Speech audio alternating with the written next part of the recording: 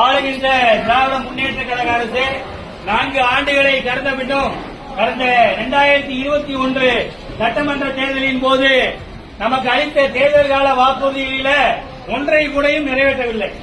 முதல்வர் பல இடங்களில் சொல்றாரு, சொன்னதை செய்வோம் சொல்லாதையும் செய்வோம். ஆனா நம்மளை பொறுத்தவரையும் சொல்லாதையும் செஞ்சிருக்காரு. என்ன, கலைஞரால் வழங்கப்பட்ட கடன் விடுப்பு சலுகையை கூட இவர்கள் ஆட்சிக்கு வந்த பிறகு கடந்த 4 ஆண்டுகளாக வழங்காமல் நம்மை வஞ்சித்து வருகை காலவரையின்றி முடக்கி வைத்துள்ளார்கள்.